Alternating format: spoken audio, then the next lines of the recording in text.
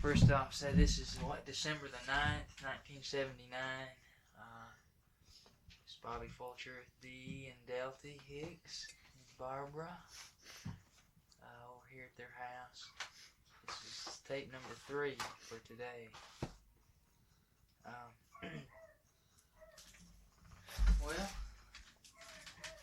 I went and saw your cousin Rosie, Dee. You did? Yeah. Well, what did she have anything interesting for you? Yeah, she told me some things that I hadn't heard before. But, you know, she didn't really remember all that much about Marion. It didn't seem like her. If she remembered it, she didn't tell, you know, about it. Yeah. Like she wasn't a storyteller type, you know. She didn't get interested in doing No, I don't get you. explaining things out. Yeah. And so, you know, I didn't get all that much information. One thing that she said that was really interesting that I don't believe you'd ever mentioned was that how they used to bow hunt. Bows and arrows. Yeah, they did. I forgot about that, Bobby. Well, tell me about that. I don't know too much about it. Only that they did hunt some with bows and arrows. Now, I don't know what my dad ever did. But now Uncle Marion, or Uncle Nitch and Uncle Jim did. See, they were still older. Yeah. And why do you think they would use a bow and arrow? I don't know, unless they couldn't get no ammunition. You know, that was scarce back them days. Is that right? Yeah, it was. So, their lead and powder was scarce. It's hard to get. She says now that she remembers Marion going out and hunt with a bow and arrow. Well, he probably did. Do you think he might have done that because of scarcity? Oh, yeah. Yeah, that's what would cause him to done that. Because they could kill so much better, you know, with the guns. Yeah, did you ever shoot a bow and arrow? Yeah. Did Yeah, I never did hunt with them. But I've shot them a lot in time. I make them myself. How do you make one? I just get me a hickory stick and whittle it down flat in the middle. Oh, back about that far from the end, all the way. I'd have it about that long. About how long is that? What? That would be about 4 feet. Yeah, 3 foot and a half, I guess. And what would you do then? What would you use for a string? I'd get me some twine and twist it and make me a string. Oh, not hardly as big as my little finger. I'd twist it up and beeswax it so it would stick together, you know. And then I'd cut 2 notches in the end of the bow, and I'd loop the ends of the strings over that. And have about that much space between the string and the bow, and I'd have the bow part whittled flat. Oh, it'd be about, I guess I'd leave it about 1 inch thick. And then to about, that close to the end of the bow, I'd leave it round then, from there to the end. And then you got ready to shoot, you just put your arrow in there. I had a notch cut in my arrow to fit that string. How did you make an arrow? What did you use? I get these here Indian hardwood, little small saplings, you know. They'd get that high and wouldn't have no knots nor limbs on them. I'd get them. Yeah. And then what did you use for the point? Well, I never did have no spikes put in them. Now, the real old hunters did. They did? Yeah, they had spikes in the end of their arrows. What kind of spikes? Well, made out of a nail. Was it flat or? No, it was round with a sharp point to it. And they generally had little spears left out on it. They'd pile in there, you know, with something and make things like a fish hook. Where it would barb like? Yeah. There'd be a barb kind of catch? Yeah. Well, what did you use for the tail feathers? Well, I used chicken feathers. The very end of a chicken feather, of a wing feather. How many feathers would you have on one shaft, arrow shaft? I just have one. One feather? Yeah, right at the back end. Have you ever seen any of them different with 2 feathers or 3 feathers on No, I never did, but I heard about them. What about you? Did you ever see Nitch or your Uncle Jim, any of them with their bow? No, I never did see them. See, I never did see Uncle Nitch in my life. And I never saw Uncle Jim but a very few times. And that's after he got so old that he couldn't hunt him. Yeah. Do you remember any stories about people hunting with bow and arrow? No, not that I know of, Bobby, that I can remember. They ever say anything like who was the best shot with a bow and arrow? No, but it seems to me like it Dad said Uncle Jim and Uncle Nitch was about the best shot with a bow and arrow that there was. Would they have a little quiver for their arrows? I don't know now. Do you know what I mean by that? No, I don't know as I do. That's something to hold their arrows in as they went through the woods. Oh, yeah, they had something that they used then, strings, to tie them on their back. They just... Yeah, they'd have them bundled together, you know, and then tie a string around it. I don't know what kind of string. It might have been a deer hide string, I guess was.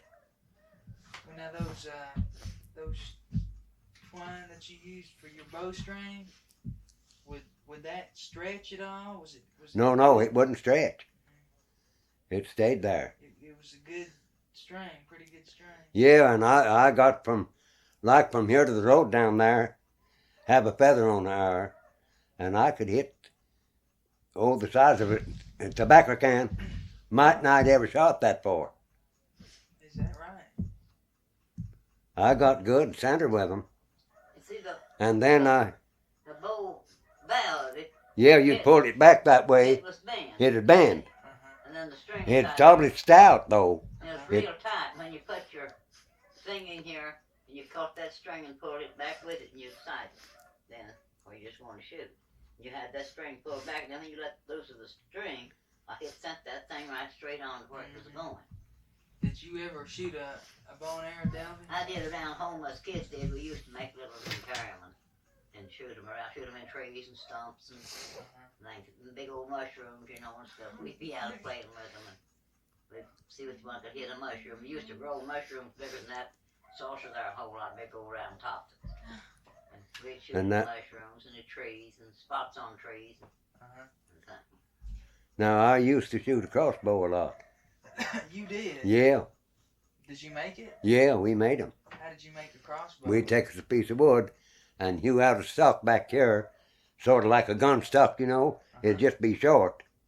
And then bore a hole through it and put our bow in there.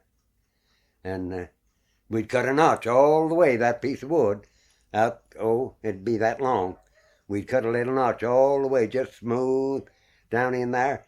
It's about as deep as your little finger, I guess. And then we'd have little short arrows to shoot out of them. And me and Bestford got so we could hit anything in 10 or 15 steps of us. We could hit the size of a quarter with them. How did you aim them? You just draw it with them like you was shooting a gun. What, we just make the string? And we had a string to it, and you'd pull that back, and we had a little notch cut back there in the back of the stock, and when we put it back, just mash that string down in there, and then just hold our finger right in under it, and when we got right good sight, we just push that string up, and it'd go. Did you ever hunt with it? No, we never did hunt with them. Were they just like toys? Yeah, we just used them for shooting around home there. Just to have fun? Yeah, just to have fun with and see who could get the best to shooting. What do you think Nitch and Marion and your Uncle Jimmy hunted for when they were out with the bows and arrows? Now, I imagine they killed deer with them. Uh-huh. Did you ever hear of him telling a story about a deer that was killed with a bow and arrow? No, I don't remember. Now, I heard Pap talk some that he thought they had killed some. See, Pap was a lot younger than them. And I believe that I heard him say that Uncle Mitch and Uncle Jim killed a few deer with a bow and arrow. But now Dad said they had great big spikes on their arrows. And big arrows. And there's each one big stout man, and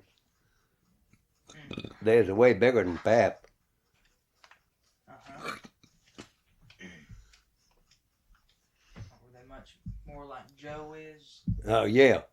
They're tall. Okay, thank you. Take it up, please. Here, Barbara.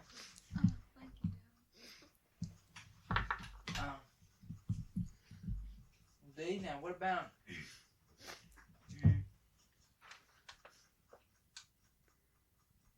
these gigs that they used to get fish with? Did you ever do that? No, I never did use them.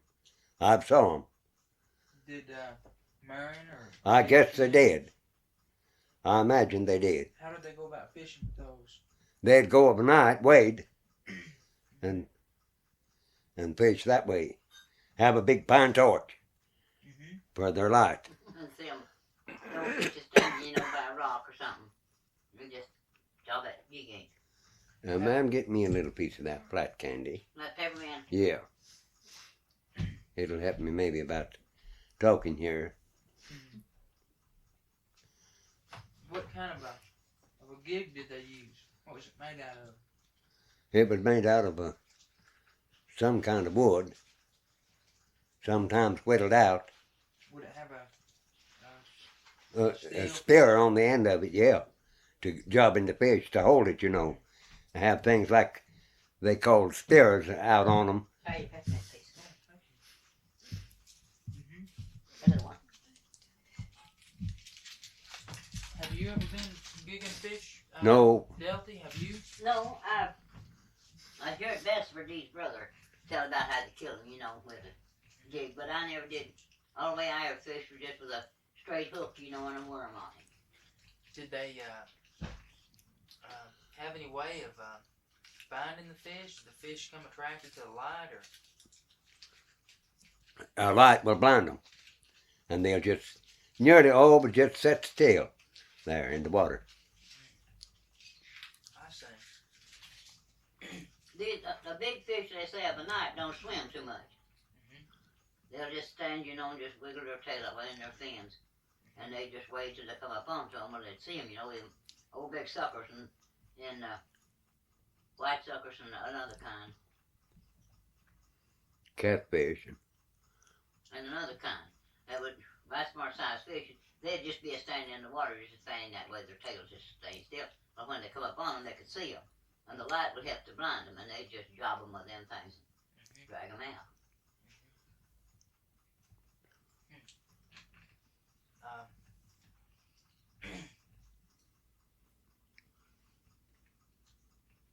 Did your dad ever fish? Pap never fished much in his life. Did he like fish? Like to eat? Oh, he loved to eat them, the best ever been. But his main kind to eat was these here minnows. Minnows? Yeah, them small like minnows is about that long. What about He said there's the best. 5 inches long? Yeah, he said they had the best flavor to them. Do people still eat them up here? Yeah. If we had them, we would. And you see, them kind, Mama could fry them, real brown. And then you didn't have to fool with the bones, no bones out of them. You would just pick them up and just eat them, like eating a piece of meat. Eat The bones are just trickle up. Well, they have got a way better flavor than the big fish. How do people catch those minnows? They catch them with a hook and worm, a little hook. Are they like a sunfish? No, No, they're little slim gray looking fish, the little minnows are. they ain't got no fins up on top like the sunfish and red eyes. Get you some more of that candy, though. They think that. Oh, I don't have And there's mixed candy in here too. Me and Dad's pretty bad mixed candy. I don't eat much. About 1 or 2 pieces a day. I eat about 5 or 6 pieces every night while I go to bed. Yeah, Delta eats right smart of it. And I told her the other day, I said, honey, you're mending up. But she's still got that cough. Bothers her pretty bad. Y'all both I look ain't real got no good. cough, but I get hoarse. Y'all are both looking real good, I think. My voice is, that old sinus is bothering me.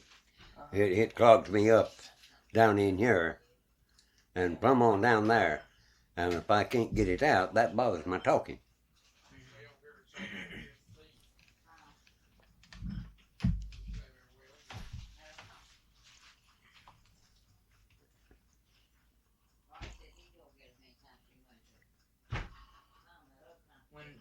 When you were telling me about Marion singing, about what did you say? How did he look when he used to sing? Well, he would always, Pap always had these here just old fashioned chairs, you know. Uncle Marion would get in one of them and he'd lean back in it And shut his eyes and rock. shut his eyes and Have some more pickle if you want. put his hands, 2 or 4 pieces, that's how much you can eat of it. he'd cross his hands back there, lock his hands Get you some honey. around the back of his neck. Pick you out all that you want, any kind. I don't know why he done that, but now he I'll did. sit right there now. I've thought of that a lot of times when I was just about that high. I've watched him sing, and I'd wonder now what makes him do that. And he did. That was his way of getting relaxed and just to getting back and singing. He enjoyed it. And I wish that you could find somebody that you get that Turkey Factory song from. She didn't know anything about it. She didn't. Well, I allowed maybe she did. Uncle Marion was the only one that knowed it all that ever I knowed anything I about. know she would have learned it, and I don't know why she didn't. Do you reckon it was because Aunt Marianne was kind of quiet? Yeah, Aunt Marianne didn't sing there a Didn't bit. encourage her to learn. Well, she acted like she really never paid much attention to what he sang. Well, now she probably didn't then. I allowed maybe that she did. Yeah, I allowed her being the only child there, that she would have paid close attention to her dad, the things he told and sung and said. Now, when Marion would come over here for an evening, would he stay all night? Yeah. Yeah, him and Aunt Marianne and Rosie. And now Rosie was terribly small. She's right about my age. And we was each one little. In fact, I've never saw her but one time since we got grown. Well, on one time. I'll be gone. I've seen her that many times. That time we went over there when I was trading for that old white mule from Lehman, her man. That's the first time I'd seen her since she got grown. And the last time I'd seen her. I never have seen her since she was just a little bitty thing. But does she favor the Hickses?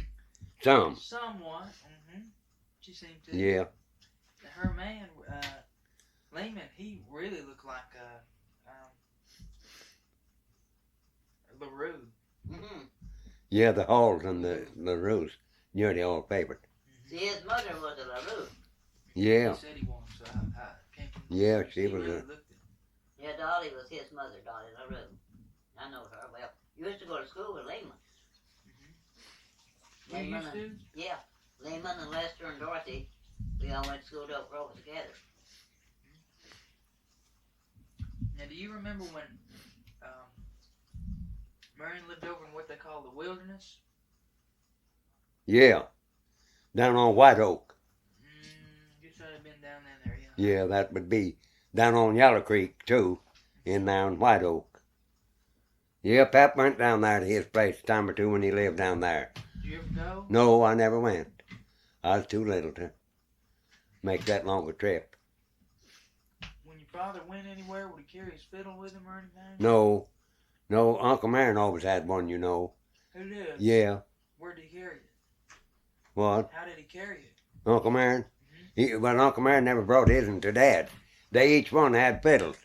And if one would go to the other's place, why they'd play on one another's fiddle, you know. Did you ever hear them play together at the same time then? No, not both at the same time.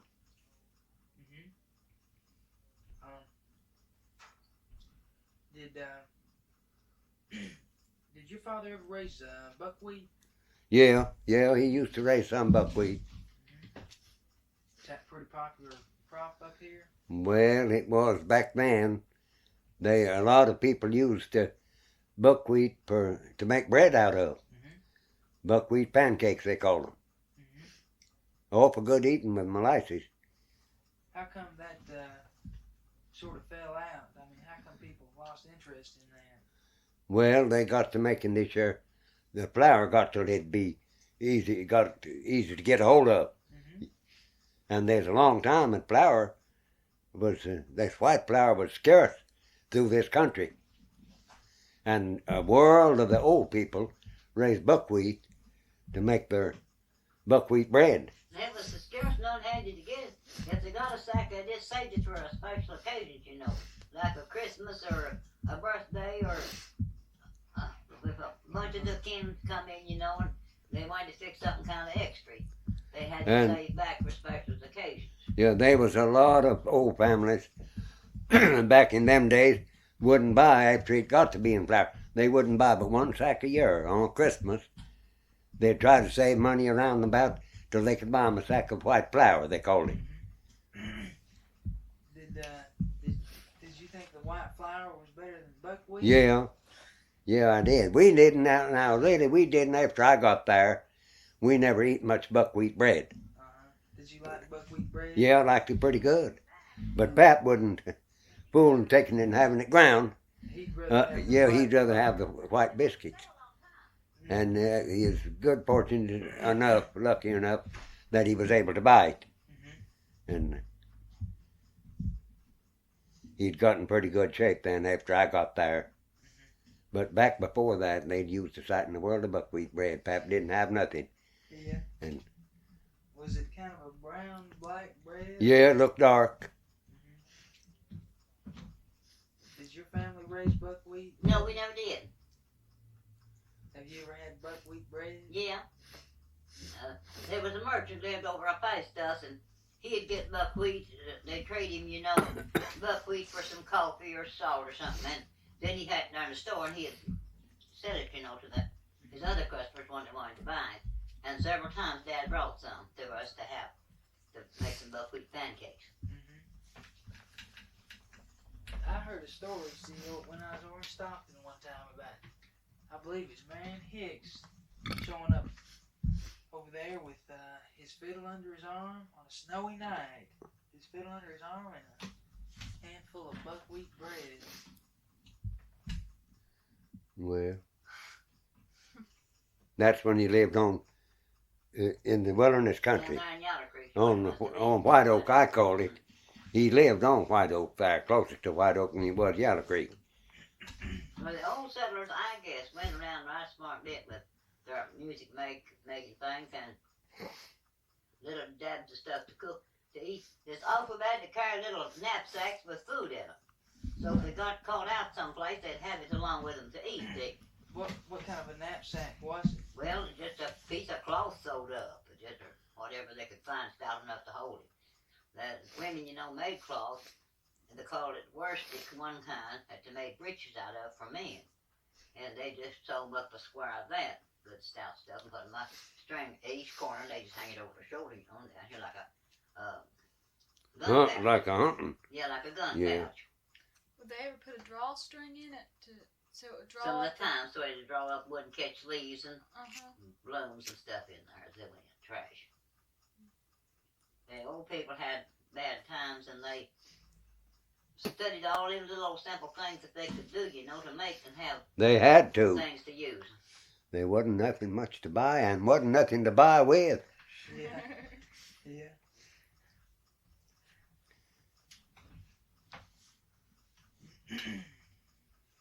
I heard Papa and Mother, each one, tell about before I was born. Now, and they'd get him a hold of a few turnips, and Mother said that she would make turnips, just cook enough of the turnips to make turnip soup that would taste like turnips. And said she'd just have to be a saving to make them last just as long as they would. Wow. Well, she'd cook them for one mess, Yeah. and she'd drain the soup off. They'd have turnip soup that night for supper. But then the next day, she'd put a little more water in and boil them again, and have that soup for that day dinner. Then the next night, they'd eat the turnips. Mm. She made 3 meals out of a little bit of turnips. When was that? That's way back in the 1900s. And That was the way back before I was born. Was there a panic on, or why? No, was it's it just so hard times. Why do you suppose times were so hard then? I don't know. You see, back in them days, you couldn't hardly get hold of no money at all. Uh-huh. In fact, there wasn't nobody right through this country. it was right close. My great-grandpa Gentry had a little money. It was right close after the Civil War. And this old man Everett that lived right over here, he had some money. Mm-hmm. And Lige Ward up there was about the only 3 old farmers that had any money at all. They'd only get a hold of a little, but they'd have to spend it for something to eat. And they had a little all the time that they'd save back. And great-grandpa Gentry, he would buy all the gold that he could buy. People would come through with gold, and he'd give them, they'd want to sell it, but he'd give them good money, see, for that gold. What did he do with all that gold? I don't know. He had it in a great big old strong box, he called it, whenever he died. But he took it off and hid it somewhere, and I never heard of nobody finding it. And he had a whole lot of gold in there, a lot of it, Huh. Bet some people. and a lot of silver dollars, and he had it just about full. And the old fellow, before he died, he was accounting it or looking in it, and his wife, great-grandma, she was, sweeping the floor and just walking. and all at once she happened to see him, and she was standing looking over his shoulder, and boy, directly he noticed her, and he said, "You need to be Spying on me. gazing at that." Said, "That'll never do you no good." And he just set the lid on it and got up and went out of the house and went around and down and towards his old mill pond down there. When he come back, he didn't have the strong box. And nobody never, I don't reckon, ever seen it after that. He went somewhere and hid that box. He went somewhere and hid it. Or threw it in that mill pond, let it sink, or he put it under a bluff, or done something. He just so close, he didn't want his wife to have any of it stolen after he was gone. Boy, that's bad. It's bad. Yeah, he was He funny. just rather made away with it, not let her have a penny of it, and the poor thing, she needed it. Well, it still And must Dad be said he there was a then. good man, It still must be honest there. as he did, could it be, never was found. It but, was left somewhere. Dad said he had funny ways. Now, he didn't want his woman and nor his children to have that. No, he didn't. Did want your it. dad remember him? Oh, yeah, Dad saw him. Him and Mother both. Huh. I'll be darned. I wouldn't be that way.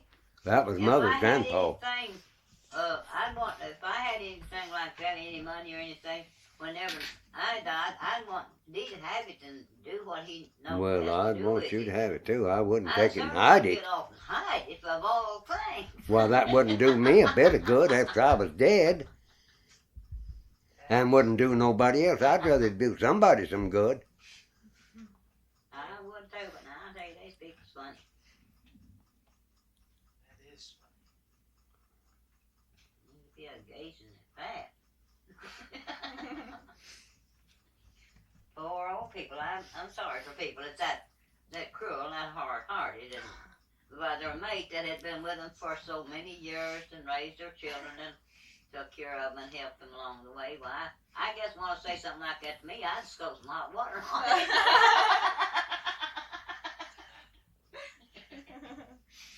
And then I I'm going to give you a brand, so I know if I'm each in another land.